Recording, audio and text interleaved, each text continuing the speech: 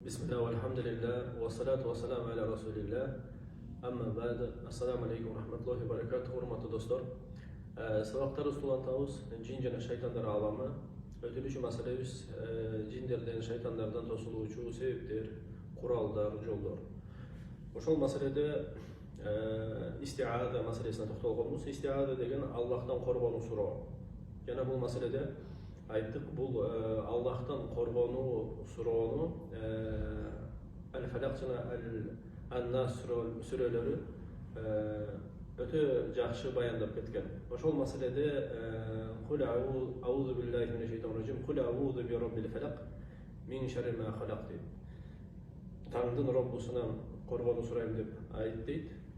Bardık jaratkan nersesinin jamanlığından deydi. Min şerri ma halaq. Oşol jamanlığынан degende biz emneni aytып бара алат экенбиz. Birinciden oşol adamların arasındагы шайтандардын жамандыгынан. Ayttık biz adamların arasında şeytanlar bulup bunu bayandap kettik. İkincisi jinlerдің arasındagы şeytanlardan korgonu surao. Sebep degende jinlerдагы arasında şeytanlar bolot, jinlerдің arasında jana imandуулар дагы болот. Bunu da ajыратып biliş керек dedik. Jana bugünkü masale nafstın jamandыгынан, özübüzdün içibиздеги nafstın jamandыгынан jana anın vasvasasынан korgonu suraymiz. Allah Teala Kur'an'da aytadi: "Ve-lekad halaqnal insane ve na'lemu ma yuvasvisu bihi nafsuhu." Biz insanды jarattık. Jana biz bilebиz, anın nafsı ağa emneni vasvasa kılıp atkanын deydi. Emneni azgırıp atkanын. Bu jerde oşol toktoluvчу masale dalil oşol nafs bizdin özübüzdün nafsыбыз, özübüzdü azgırat, vasvasa alат. Oşoň üçin vasvasa birinciden var nerse, bul azgırık, nafstın kişi özü menen özü söyleşet. Şunday mallar bolat, har biri bilet bul nerseni. Bul bar nerse, jana nafstın ordu oşol vasvasada, azgıroda öte çoң ordu. Abdan vasvasalayta nafs. Jana Allah Taala oşol pendeni oşol nafstın jamandыгынан korgonu suraoga buyurgan. Bu masale hadislerde de gelir. Peygamber sallallahu aleyhi ve sellem bir hadis aytadi. Janagı hacet hutbasında bizge talim berip ketkende ümmetine min şururi anfusina deydi. Ve na'udhu billahi min şururi anfusina. Jana biz Allah'tan korgonu suraymiz nafslarımыздın jamandыгынан.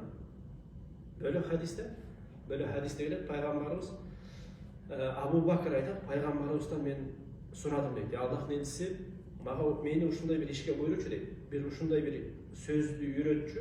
Men erteң menен jana kечинде дайым айтып жүрө турган дегенде Peygamberimiz oşonda duanı үйрөткөн, айткан, могул дуаны айт деген. Allahumma alimul gaybi ve şehada, fatiras semawati vel ard, rabb kulli şey ve malike, eşhedü en la ilahe illa ent, a'udhu bika min şerri nafsi. Buna oşul bizge gerekli jeri. A'udhu bika min şerri nafsi deydi. Ya Allah'ım men senden nafsımdın jamandыгынан korgonu surayım dep ayttım deydi. Demek nafs bir gana jamandыкка buyuruydu. Bunu жақсы biliş gerek. Baştapkı nafs jamandыкtan bölökeçlikке buyurbaydı. Bирок pende tarbiyalap oturup bunu büyük darajalarga çıkarsa bolot. Buga da aytып болот. Ошон үчүн nafs jamandыкка buyuruучу болот. Birinci martabada. Andan keyin nafsul lawwama dep koyot. Jemelөөчү nafs bolot. Öydөрөк nafs себеп дегенде bir күнөө жасай турган болсоң, өзүңдү жемелеп баштайсың. Эмне үчүн муну кылдым, эмне үчүн кылбай эле койсом болмок деп. Бул бийик даража. Себеп дегенде жамандыкка буйруучу nafs өзүн жемелебейт. Балким мактана тошолду саган ишинде. Ошентип кете эле даража бар. Андан кийин андан да өйдө даража бар. Бул nafsul mutmainna деп коет. Nafsul mutmainna деген бул тынч nafs. тынч нафс, бейбил нафс. Эч кандай мындай күнөөгө, эмеге көңүл бурбаган нафс, жамандыкка буйрбаган нафс. Ошентип ар бир бул жашоодо адамдын дагы, имандуунун дагы жада калса ошол кылмышкер, фасыктар дагы өзүнүн даражама даража кылып түшүп кете берет. Кандай имандуулар даражама даража Аллахтын астында өйдө көтөрүлгөндөй, ошондой эле нафс дагы тарбияланып өйдө көтөрүлүп кете берет. Аллахка болгон сапарда. Ушул дуаны айт дейт пайгамбарыбыз. Эртең менен бир жолу айт дейт, кечинде айт дейт, анан кийин уктайын дегенде дагы айт дейт. Ошол дуа дагы өтө маанилүү дуа. Биз нафстан коргонуу сураганда эки нерсени этибар кылабыз. Ошол нафстан жамандык чыгып келүүсүнөн коргонуу сурабыз Аллахтан. Жана ошол эгер жамандык чыккан болсо, ошол нафс бизге жетип келбешинен сурайбыз. Демек, нафстын жамандыгы бул өтө күчтүү. Ошон үчүн Аллах Таала Кур'анда дагы буйруган, бул нафсты тазалоого буйруган бизде. Жана ошол нафсты бир гана тазалоо менен Аллахтын астына кыямат күнү ийгиликке жетерди кабар берип койгон. Аллах Таала Кур'анда айтат: "Код афлаха ман заккаха" деген. Ийгиликке жетти дейт. Кимде ким нафсын тазалаган болсо дейт. Кимде ким ошо жүрөгүн тазалаган болсо, "Код хаба ман дассаха" ал эми зыянга учурады кимде ким аны тазалабай таштаган болсо. Ошол себептен негизги максат, момун мусулмандын негизги максаты дайыма нафсын тазалап жүрүү, жүрөгүн тазалап жүрүү. Тазалоо дегенде бул маанилик тараптан тазалоо, жүрөктүн ооруларынан тазалоо. Дайыма ошол нерсени кайталап келебиз. Жана жаман иштерден кайтып, жакшы иштерди жазуу менен тазалоо, кооздоо. Ар кайсы ошол айттык, биз көрө албастык, ичитарлык, текеберлик, сараңдык, рия, ушул тилдердин апаттары, канча деген оорулар бар. Баары ушул жүрөккө орноп, жүрөктү талкалоочу, жана кыямат күнү зыянга кыйратуучу, зыянга учуротуучу ооруларда болуп эсептелет. Бул нерсеге чоң этибарды коюш керек. Жана дайыма күнүгө эртең менен баштап кечке чейин ушу менен алыш керек. Жана нафс васвасанын башаттарынан болуп эсептелип келет. Адамды васваса кылуучу башаттан 3 болот. Негиздерде. Бул биринчи, адамдын арасындагы шайтандар васваса алат, азгырат. Экинчиси, жиндердин арасындагы шайтандар азгырат, васваса алат. Үчүнчүсү, адамдын өзүнүн нафсы өзүн өзү азгырып, кыйроого алып келет. Ошол нерсени ажыратып бериш керек дайыма. Эмне сени азгырып атат? Адамдардын арасындагы шайтандарбы? Жиндердин арасындагы шайтандарбы? Же өзүңдүн нафсыңдын кулу болуп, ошол эки жакка төңкөрүп жүрөсүңбү?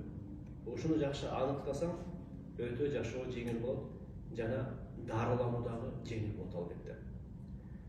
Демек, васваса бул бар нерсе экен, жана васваса азгыруу бул бардык жамандыктын башаты жана негизи болуп эсептелет. Ошол чекитте токтоп турабыз. Бүгүнкү үйрөнүүчү дуабыз. Бул дуа кимде ким сага Аллах сени кечирсин деп дуа кылса, ошого жооп берүүчү дуа. Гофараллаху лак деп айтылат арабча. Гофараллаху лак деген Аллах сени кечирсин деген дуа. Хадис имам Ахмад риваят кылат өзүнүн Муснад аттуу китебинде. Абдуллах ибн Сарджис деген сахабадан Абдуллах ибн Сарджис айтат, пайгамбарыбызга келдим дейт бир күнү. Келип, аны менен кошо анын тамагынан жедим дейт. Андан кийин ага айттым дейт. Гофараллаху лак я Расулаллах деп айттым дейт. Тамагын жегенден кийин аны менен кошо Аллахтын элчиси, Аллах сени кечирсин деп айттым дейт. Муну айтып берип атат өзүнүн шакирттерине, ошо адамдарга, пайгамбарыбыздан кийин. Ошондо адамдардын бирөөсү айтты дейт. Ошондо Аллахтын элчиси сага дагы кечирим сурадыбы дегенде, Абдуллах ибн Сарджис айтты дейт ошол кишиге. Ооба, мага дагы сени дагы кечирсин деп айтты. Жана сага дагы дуа кылды дейт, сени да кечирсин деп дейт. Анан мына ал аятты оку дейт, окуду дейт. Вастагфир ли замбика ва лил муъминина ва лил муъминат. Пайгамбарыбызды буйруп, Аллах Таала Куранда айтып атат, өзүңдүн күнөөлөрүңө, өзүңдүн каталарыңа кечирим сура, жана момун мусулман эркектерге, жана момун мусулман аялдарга. Мындайча айтканда бүт момун мусулмандарга кечирим сура дейт. Бул пайгамбарыбызды үйрөтүү менен үммөттүн баарын бир нерсеге үйрөтүп атат. Аллах Таала момун мусулман эч качан өзүнчүл болбойт. Жана дайыма жалпынын пайдасын көздөйт. Ошон үчүн шариаттын максаттарынан жалпы пайда жеке пайдадан астын турат дайыма. Мусулман дайыма коомчулуктун, үммөттүн гамын, үммөттүн көйгөйүн ойлоп жүргөн мусулман болуш керек. Өзүн гана эмес да. Ошон үчүн эң ошол колдон келген нерсе, эң оңой нерсе ушул дуадан жок дегенде, дуа кылганда бир гана өзүңө эмес, бүт үммөткө, мусулмандарга дуа кылыш керексиң. Эң негизги дуа ушул дуа, Аллах Таала үйрөткөн дуа. Ey Allah'ım, момун мусулман эркектерди, бүт момун мусулман аялдарды көзү өтүп кеткен жана тирүү баарынын күнөөсүн кечир деп сураш керек. Бул эң негизги дуа. Себеп дегенде, эгер Аллах Таала күнөөлөрдү кечирген болсо, кыямат күнү ийгиликке жетет деген. Бир гана күнөөлөрдүн таза болуу менен кыямат күнү ийгиликке жетесиң деген сөз. Анан бөлөк нерседе сурасаң, мисалы үчүн береке сурасаң, бүт момун мусулмандарга береке сура. Эч качан бул нерсени унутпаш керек. Себеп дегенде, буну менен сен канча соопталып атасың өзүңө. Ошон үчүн момун мусулман эч убакта өзүнчүл болбойт. Жалпынын пайдасын көздөйт жана коомчулуктун пайдасына жардамында жүрөт. Аллах Таала баарыбызды бөлөк мусулмандарга пайдалуу болуп койсун, берекелүү болуп койсун. Береке деген сөз бөлөк мусулмандарды жакшылыкка чакырып, жакшылыкка үйрөтүүчү болуп койсун бизде. Жана шайтандардын кандай келбетте болбосун, кандай сүрөттө болбосун, ошолордун зыянынан бизди сактасын. Өзгөчө биздин нафсыбыздын жамандыгынан жана васвасасынан сактасын.